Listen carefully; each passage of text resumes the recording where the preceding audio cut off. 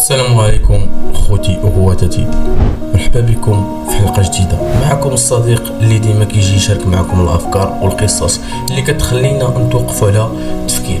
اليوم موضوعنا حساس فعلا كيحرك مشاعر كثيره، وهو رد فعل الناس على كلام جارح من وسط التواصل الاجتماعي.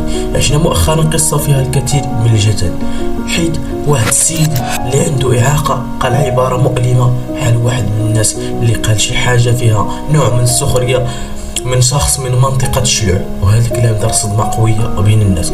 المفاجأة أن بدل ما نردوا عليه بكلام محترم، بعض الناس ردوا بنفس السلاح وبدلوا يصحوا الخطأ، قالوا عليه كلام جارح وسموه بالمعاق بطريقة جارحة. على هذا الشيء كبر الجرح ولا واقع مرنا به بزاف، وحنا خاصنا في هذه الظروف محتاجين نفكروا بعمق. الإعاقة ماشي عيب، والعكس تماما. كثير من الناس اللي عندهم إعاقة فيهم قوة داخلية كبيرة، وهذا الشيء كيخلينا نتسائلوا واش فعلا نقدروا نحبوا بعضنا ونحترموا الاختلافات. حنا كناس خصوصا في مجتمعاتنا عندنا تحديات كثيرة، واللي كيخصنا هو نعلموا ولادنا وحنا نكونوا نموذج في التعامل مع المجتمع باحترام بلا سبان ولا إساءة.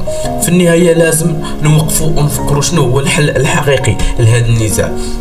هل هو نستمروا في السب والإهانة، ولا نحاولوا نبينوا موقف واعي واحترام يقدر يضم الجميع ويخلي المجتمع ديالنا أكثر إنسانية وتسامح؟